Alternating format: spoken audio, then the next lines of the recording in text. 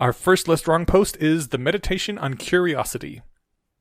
It starts out with what might seem like a tangent at first, but it's something I really like because it, speaks to the writer in me. I was going to say. It starts out with saying, Roger Zelazny once distinguished between wanting to be an author versus wanting to write. Mark Twain said, a classic is something that everyone wants to have read and no one wants to read. Which, first of all, very true, right? Yeah. I mean, every now and then people do read a classic and they really like it. One of the co-hosts of the Reason podcast is reading through Moby Dick right now, which from everything I've heard is just a terrible idea. I've heard it's not a very good book as far as books go, but she's really liking it. So maybe there's something to be said for some of these classics. I think there's a difference too between being forced to read something and being pursuing it at your own interest. Yeah, that's true. And so much of the quote classics I was forced to read in school and therefore never read. Mm. And although I do remember an Omake chapter from the Methods of Rationality, there was a 2-sentence summary of Moby Dick that I really liked. Was it revenge on what, the whale? No, I think I'd rather just get on with my life. Yeah. And I didn't realize until sometime later that the author, that was Eneasz Brodsky. Oh, cool. Yeah. Yeah. That was fun. That was your first published short story. Was it? But no, I don't know. I think it also matters like who determines what the classics are. Like a lot of the classics of the music canon were just decided by people who I don't have a great deal of respect for, and same with the literature canon. Whereas like the classics of cinema are generally decided on sort of by popular. Well, I guess the Academy has some say in that, but a lot of the stuff when people tell you this is a classic, they mean like this is a great movie and people would enjoy watching it. Yeah. It's just old. I mean, so it's a bit of a digression from the post, but like my thoughts on that, like we watched Terminator 2. Yeah, and that's definitely an action classic. Like, this is a classic movie. And like, I don't know where the list of classics are, if it's on it, right? But like when my wife hears that from me, she knows what to expect. Right. I'm like, 80s movies, this is the perfect 80s movie. Yeah. Buckle in, we're going to have a fun 2 hours, right? Yeah. Like it doesn't mean that it's necessarily good. And even although though in this case it is. Right. Yeah. But like we watched Predator actually was great too. I'm trying to think of like a bad classic that, well, it doesn't matter. Point is, like that, and as long as I'm going to rant at the Academy, I don't think Endgame got nominated for anything. Right. And so that tells me that they're completely disconnected from the populace because it made the most money of any movie ever. Mm-hmm. And so I'm like, oh, so you guys aren't basing this on like what people actually like to watch and spend their money on. So what are you guys spending it on? What you like? Fuck you guys. Well, I know I've ranted about this before, but Pulp Fiction lost the year that it went up. And I think, what was it, Forrest Gump won? Which is a fine movie, but like you compare the two and one of them is groundbreaking and the other one is just a schmaltzy feel-good movie. And that makes sense why one would get nominated, right? Because who's going to stand up in front of the crowd and be like, no, you know which one wins? This one with, a bunch of swear words and murders and graphic But the rape thing is, like, they're supposed to recognize groundbreaking new artistic achievements. No, they're all about just patting each other on the back for being warm and fuzzy, man. Yeah. And a lot of it is like, which movie is the best about showing that we are good white people who aren't racist but still love our country but are also really liberal. I think that's why Forrest Gump did so well. I haven't seen Forrest Gump, but I know enough of the plot. And there's a subreddit I like called Shitty Movie Details. Mm-hmm. And it's like, I saw this yesterday, Forrest named his boat Jenny because, like Jenny, everybody be riding it. God! That is so fucked up! I don't know enough about Jenny other than the fact that I guess she had sex with lots of people in the movie or something. She was just a perfectly normal 60s chick who happened to be attractive. Fair enough. And then like she had to get punished by it by getting AIDS because it's that kind of movie. See, I haven't seen the movie. Yeah. All I know is that he runs long enough to grow a beard. Yes. I mean, it's like I said, it's not a bad movie at all, but it's certainly not groundbreaking.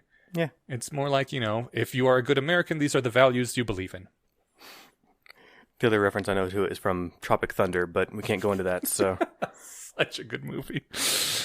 Okay, all right. Back to the post. Yes, wanting to be an author versus wanting to write, which are distinctly different things. I mean, and I can relate to that, and this is not digression, this is just another point from non-writer.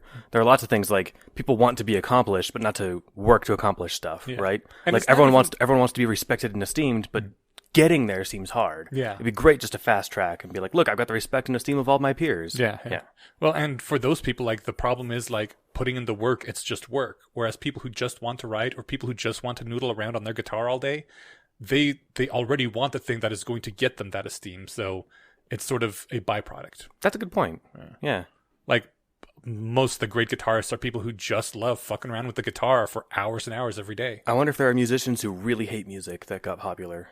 No doubt, like, in the age where people are being selected as children, Britney Spears or something. Yeah. That probably happens, but maybe not as far back as, like, well, I was going to say maybe not the 70s, but I don't know if Michael Jackson would have gotten into music if his parents hadn't forced him. I mean, the boy bands are a good example. A lot of the 80s hair bands were, one or two members would be really into the music, but you could tell a bunch of them were just in it for the girls and the money. And two good reasons to get into music. Right, yeah. But it's not going to lead you to make really wonderful art. Yeah, the lack of passion. Yeah, you're gonna just make whatever you think is gonna get the most radio plays. Anyways, yep. Long digression. Continues on saying, this is comparing to curiosity, because that's what the topic's on. Eliezer says, criticizing yourself from a sense of duty leaves you wanting to have investigated so that you'll be able to say afterwards your faith is not blind, but it's not the same as wanting to investigate. Which I guess is everything we were just saying. Yeah, and it's a great distillation of it. Yeah. I think that this should have been on the back cover blurb of Rationality AI to Zombies, but I think he summarized Eliezer's writing perfectly when he said it has like some of the best information to word count ratio of anything I've ever read. Mm-hmm. That sentence is a perfect blurb for everything in this, right? Yeah. You'll want to be able to say afterwards that your faith is not blind because you have wanting to have investigated. Yeah, look, I did the work. Mm-hmm. Yeah, I'm a good rational believer in this. Yeah. Yeah, and he says that as long as that is your main motivation, then, you'll consider an objection and then a counter argument to the objection, and then you'll stop. Or maybe you'll repeat with several objections until you feel that you have done your duty, and then you will stop. As opposed to when you're really curious, you'll gravitate to inquiries that seem most promising of producing shifts in beliefs, or inquiries that are least like the ones you've tried before. Like, you'll just want to know what's actually the case, and you'll keep looking until you're satisfied that you're as close as you can get. Yeah. And, I mean, we were looking at COVID charts right before we started recording, and, like, the numbers in Colorado look great. I think even nationwide, there's a big dip in cases. You start vaccinating a bunch of people. It's amazing how that happens. I know, right? And, like, the holidays are over and stuff, too, which helps. But, it's so, like, but if I was motivated to want to see stuff like that so that I could go back out to restaurants, then, like, I might stop looking, right?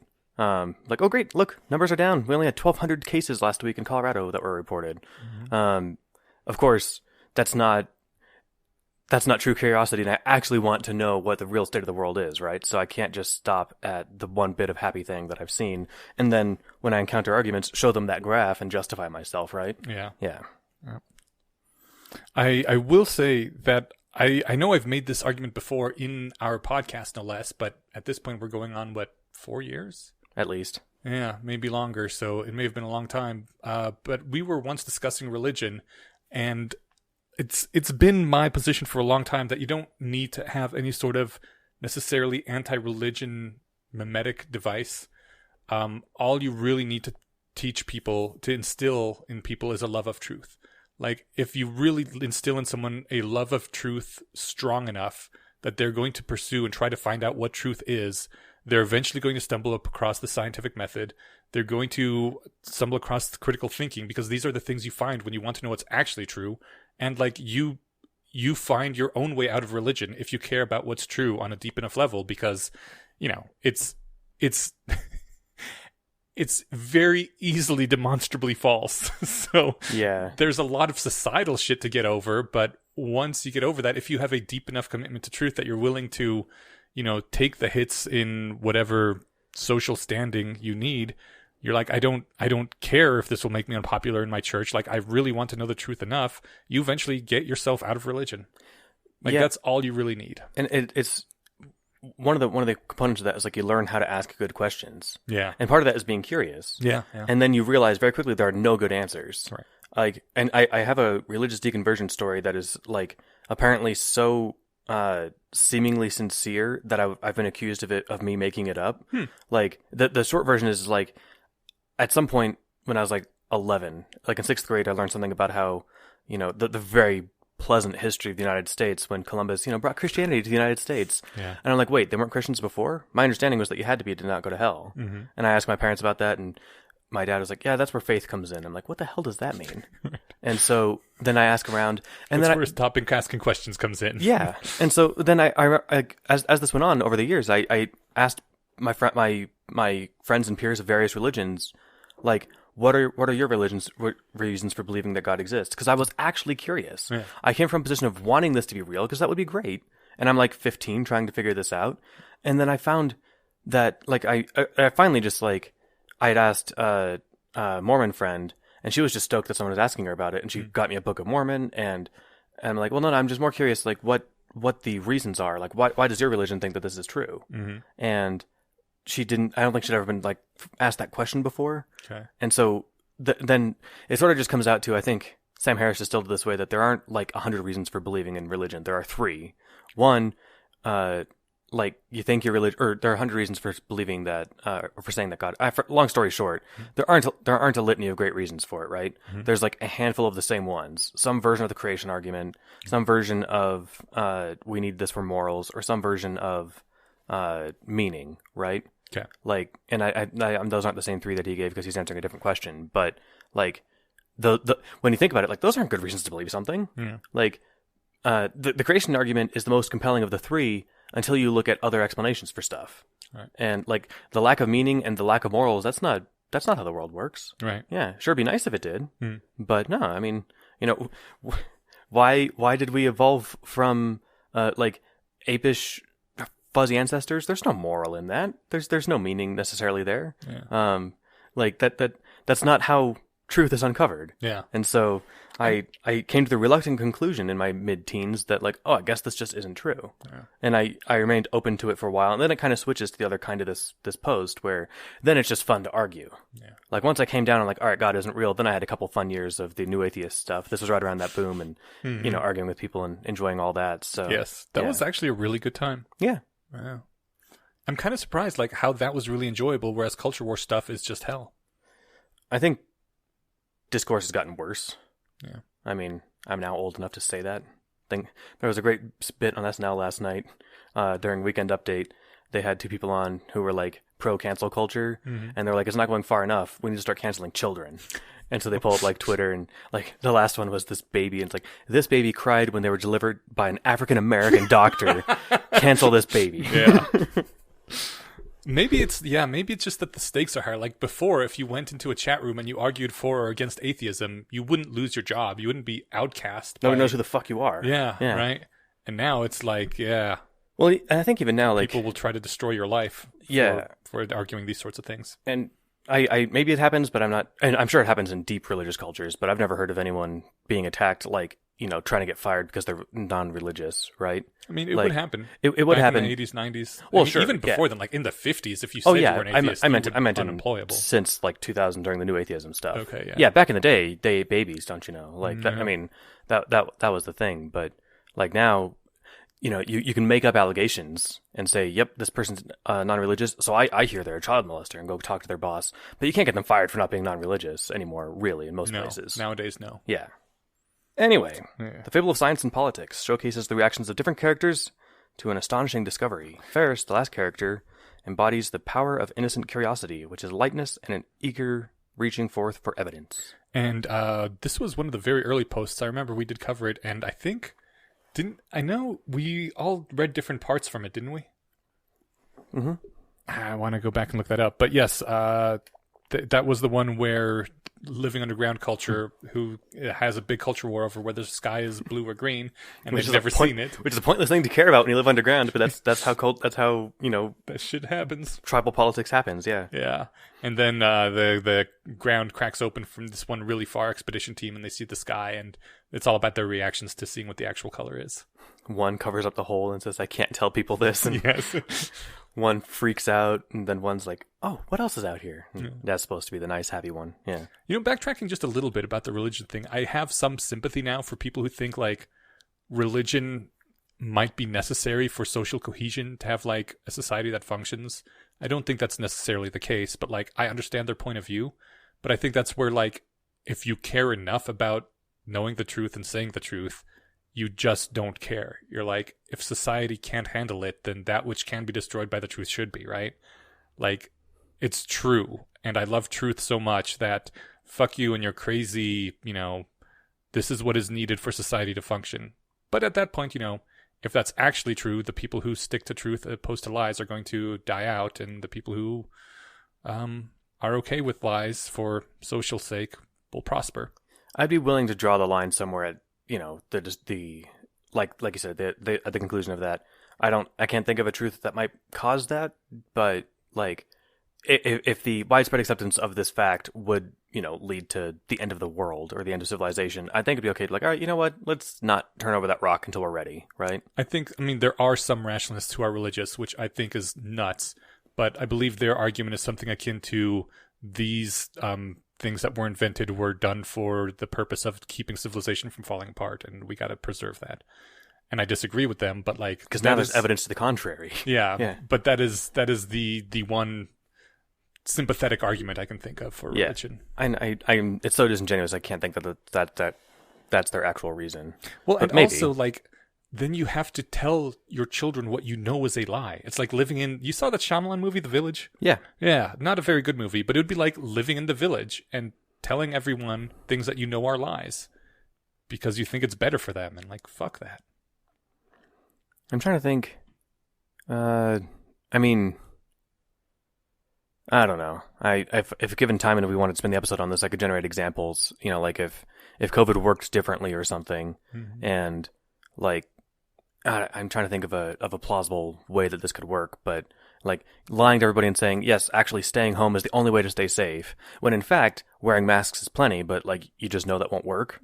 Right. Then like, all right, look everybody, because we had this experiment in 2020, yeah. Y'all won't wear masks. So look, if you go outside, there's a 50% chance you'll die. Like if we just told everyone that for a month, this would have been over, right? No, because people wouldn't have done it, and then they would have seen that they didn't die. It'd be like Dare, where they told all the kids drugs will kill you forever, and then some kids did drugs and they didn't die, and the whole program falls apart. All right, so you go full conspiracy with this and start spraying people who go outside with drones that get them sick and kill them. Okay. Enough people walk outside and die, then then the word catches on. Right. I mean, then you got to murder a lot of people, though. Yeah. You might have been better off just murdering them whether or not there was a COVID. I mean, everyone knows that birds aren't real. They're just waiting to come by and spray you with these germs anyways. So, yeah. If anyone's curious, birdsaren'treal.com. I discovered that on a laptop sticker when I was walking by it at the office back when offices were a thing. And I was like, I did a double take and I was like, what the fuck is this? And I spent a glorious hour reading this website. Awesome. All right. So... he has a cool quote here. If in your heart you believe you already know, or if in your heart you do not wish to know, then your questioning will be purposeless and your skills without direction. Curiosity seeks to annihilate itself. There is no curiosity that does not want an answer. Which is just a cool quote. But then the rest of the post goes into, what if you're stuck in a situation where you just aren't curious about a thing, but you still feel like you have a duty to investigate? Like, what do you do there? I'm trying to think of an example of something that I really don't care about. So the first examples I was thinking of came from a post that I read called "The Things You're Not Allowed," the things you cannot say. Okay. I think it's like a 2004 internet post from back wherever things were posted on the internet in 2004, and it's on the audio podcast. Shoot, it's on the tip of my brain. I'll find it. Anyway, it's a great thing, and it does like audio readings of lots of blog posts, not just from LessWrong or Slate Star Codex, even though that was kind of the idea at first.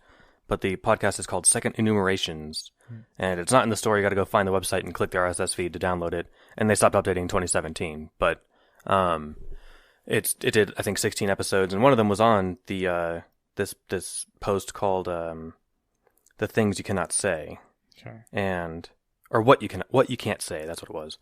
And so it's written from the point of view of a very curmudgeon-y professor at Cambridge or somewhere. So he gives like all these examples of. Imagine, think of the things you can't say for various reasons, like they're heretical or and he didn't use the word because it wasn't popular in 2004, but problematic is the word I would use now. If someone says that's problematic, then it's like, okay, that's a good lazy reason to, that's basically calling it heresy. Mm-hmm. And so think of the problematic statements that you can think of. Those are things that may or may not actually be true, especially the first things that come to mind, mm-hmm. right? Like if there was a violence discrepancy between men and women, or an intelligence discrepancy between men and women, right. or between races. Right. If there's any discrepancy between races, on anything really. And so like, there are some places where you'd be like, yeah, it's racist to say that some people are taller than others, right? And so, like, these are the things that, like, I bring all this up because I don't really care if there's truth value to those things. Okay. So what ought I to do there? I guess just let other people do the homework, and when something comes out, believe it? I suppose. Let's see what the post has to say, right? Yes, we can do that. The post says one of the things you can try is to try to take an interest in your investigations. They're your dutiful investigations, and keep a close eye out for any sparks of genuine intrigue or even genuine ignorance that you desire to resolve. And, if you can find one of those sparks of something that actually does interest you, jump on it. Yeah. Like a random tidbit I heard some long time ago was like tall people on average make more money. Yeah. But like statistically, yeah. But I haven't verified that because I really don't care. Okay. I guess because I can't make myself taller. Right. So like, if there was wear like bigger heeled shoes. I go into an interview and I'm suddenly 6 feet tall, and as long as I'm not sitting down, they don't notice. Yes. And even when you are sitting down, you can like have pads under your butt or something. You're just like, I just got a really nice round butt, guys. That's right. Another thing you can do, if you can investigate honestly, so that each new point really does have equal potential to shift your belief upwards or downwards, this may help to keep you interested or even curious about the microprocess of inquiry. Yeah, I guess for things I just generally don't care about, that's fine. As long as I do that for things I do care about, maybe is the point, right? It's really hard trying to find an interest in things that don't really interest you. Yeah, and so like maybe if a surprising result came out, that would be something that would spark my interest. Mm-hmm. If a result came out that said, Midwestern white guys born in the late 80s or early 90s have the highest violence, genetic predisposition of any humans in history, I'd be like, wait, really? I don't feel very violent. Let me research, because now I'm curious. Yeah. And so, but then the proper use of that curiosity would not be to go try and refute it, it'd be to say, what's going on here? Yeah. I get the feeling that, like, obviously this isn't the case for most people, but do you get the feeling that people get less curious as they get older? Yeah, I mean, I think that's almost tautologically true, right? You get little kids banging pans together to see what sound it makes. And, I don't know, dropping things to see how high until they break.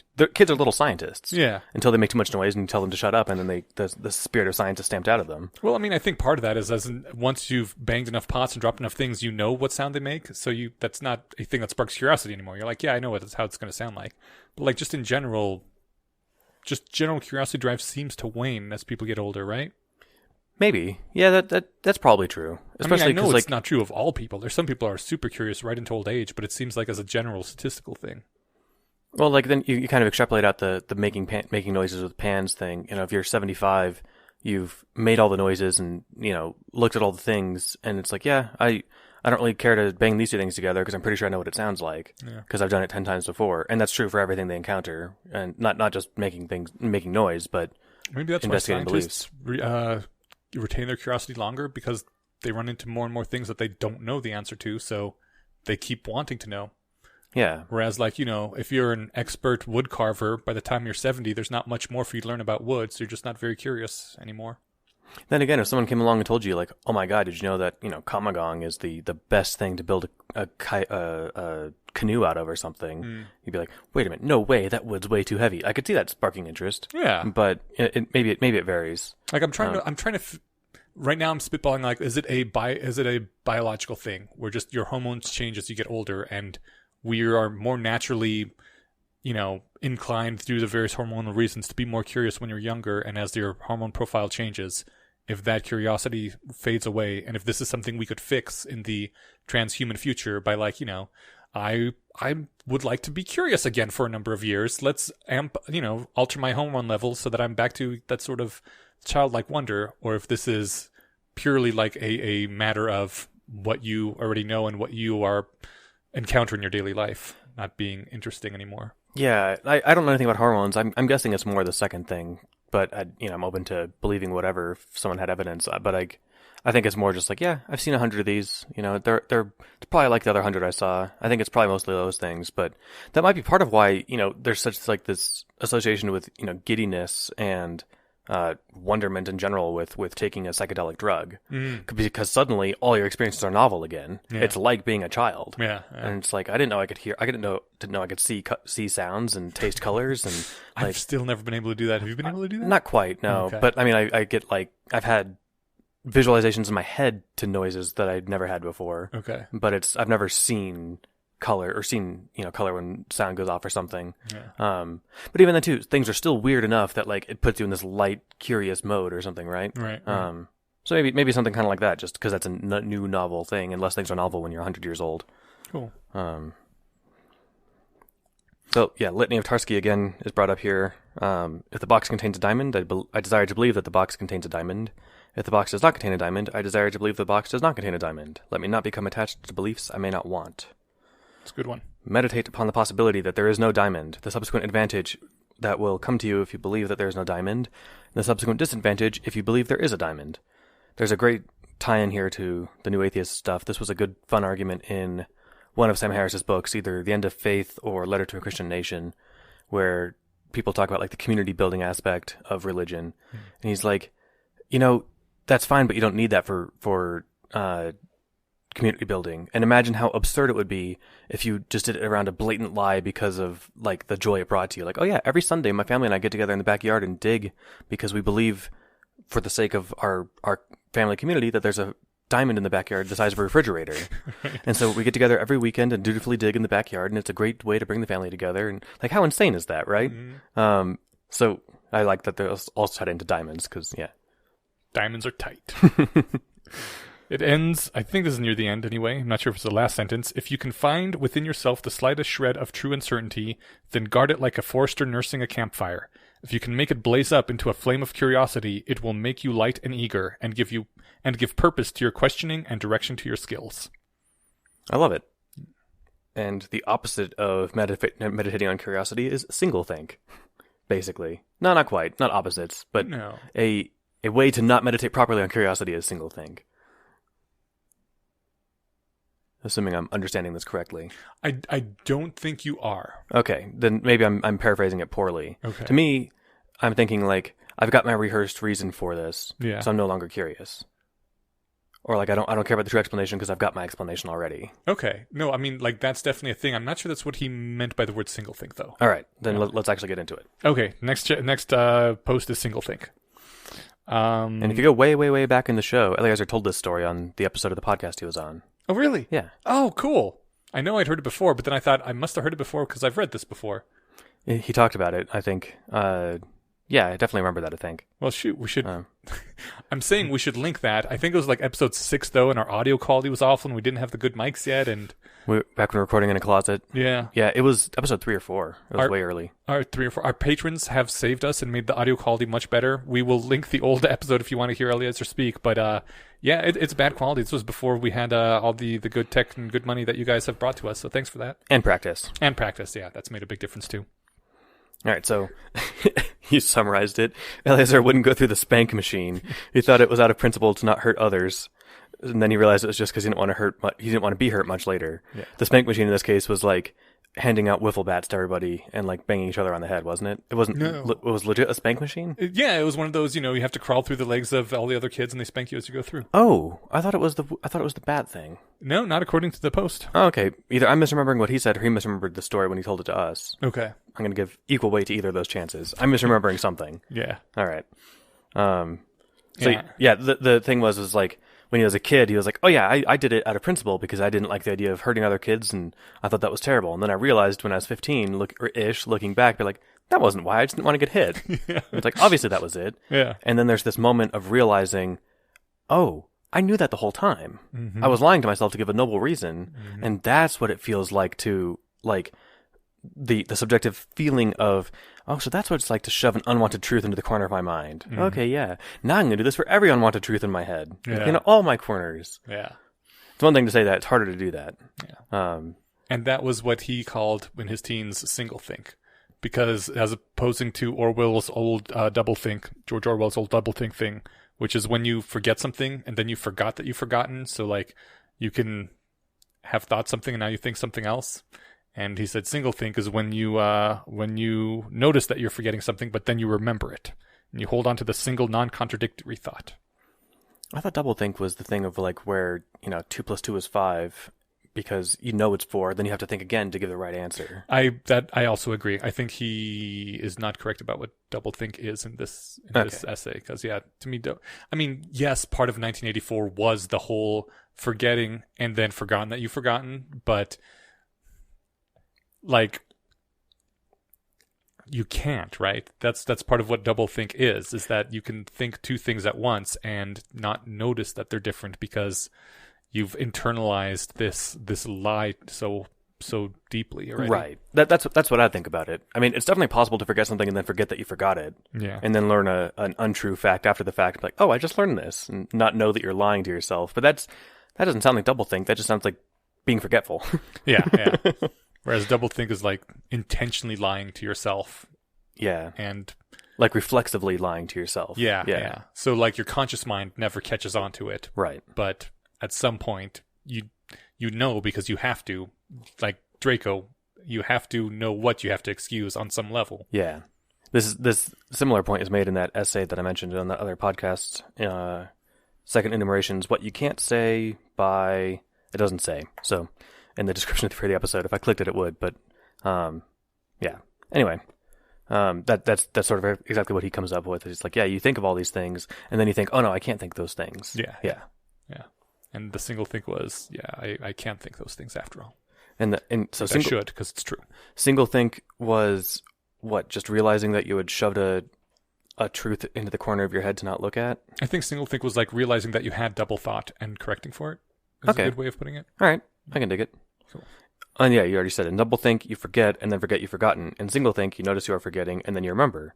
You hold only a single non-contradictory thought in your mind at once. Right on. Yeah. Cool. Yeah. That was a short one. Good. All right. So next time we've got no one can exempt you from rationality's laws and a priori. Or if you're British, a priori. Really? Or wait, maybe that's the English pronunciation. I don't know. I learned philosophy from a British guy on an audiobook when I was 15 named Colin McGinn. The audio series was called Eternal Questions, Timeless Approaches, I think. And who would say a priori? I think he said a priori. A priori. But I remembered him saying or a priori if you say it wrong or something. I can't remember exactly how it came, but yeah, when I was 15, that's what I wanted for Christmas was this philosophy lecture series from Barnes & Noble. You won that? No, I wanted that. Oh, you wanted that? So that's what I got. Oh. I that makes me sound way like more ahead of the nerdy curve than I actually was. In other regards, I guess I was perfectly average 15-year-old, but I was really interested in that stuff at that time. Cool. I was 15 or 16. I mean, you were 15-year-old enough to get into a game of chicken with weird people in a different car, right? There's nothing philosophical about that, man. I'm just saying that's a very 15-year-old thing to do. You know, I reflect on this every time I think about my childhood and those random adventures. The fact that we never had to call our parents from the hospital or the police station blows my fucking mind. Yeah. And none of us ever got really hurt. You know, even if you fell off the car while car surfing, just light scratches. Oh my God. Yeah. You car surfed?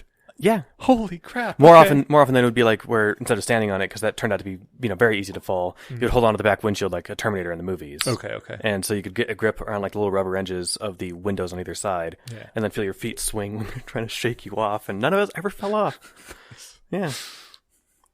Yeah, we were dumb. Yeah, I didn't go that far. Maybe I was just boring. You're probably better for it. I like I said, I think we beat the odds. Yeah.